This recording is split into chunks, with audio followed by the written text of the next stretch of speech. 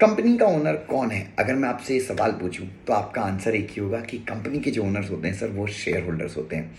सो बच्चों, सेक्शन 9 अगर आप पढ़ें तो उसमें क्या लिखा है? From the date mentioned in the certificate of incorporation, जो सब्सक्राइबर्स हैं और अदर पीपल, अदर पर्सन जो कंपनी को ज्वाइन करेंगे, दे बिकम मेंबर्स, एंड उनकी जो association subscriber, they also become a body corporate, मतलब सेपरेट लीगल एंटिटी। तो सेक्शन 9 की अगर डेफिनेशन का आप एनालिसिस करते हैं तो भाई साहब, कंपनी का ओनर कंपनी है, क्योंकि सेक्शन 9 ये बोलता है कि उस दिन से परपीचुअल सक्सेशन मिल जाएगा, कॉन्ट्रैक्ट में आप एंटर कर सकते हो। सो ये सारी चीज़ें, राइट।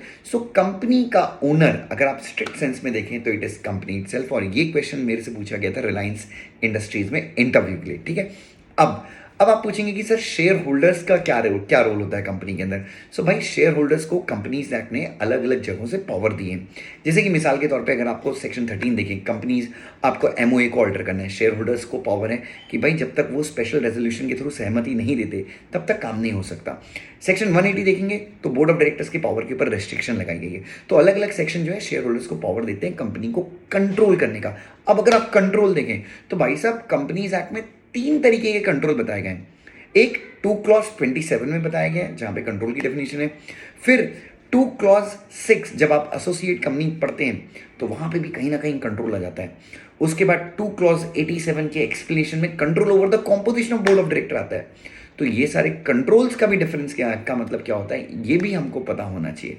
एनीवे, सो बच्चों, आपको कंपनी लॉ अगर पढ़ना है तो आप अगर इस तरीके से पढ़ेंगे, डेफिनेटली आपका बहुत ज़्यादा फायदा होने वाला है बच्चों, ठीक है। क्योंकि कंपनीज एक्ट अपने आप में इतना डीप एक्ट है, यू नो। छोटी छोटी प्रोविजन, जैसे कि आप देखें तो हम बहुत सारे वीडियोस इस बारे में बनाएंगे कि बुक्स ऑफ अकाउंट और फाइनेंशियल स्टेटमेंट में क्या डिफरेंस है, what is the difference between books of account and financial statement.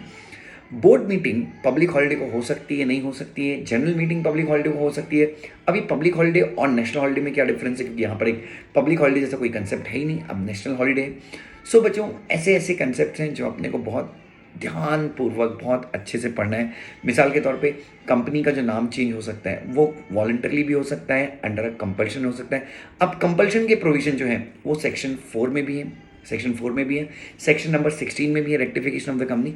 Anyway, तो इन सब चीज़ों के ऊपर हम डिटेल में डिस्कस करेंगे। Thank you so much.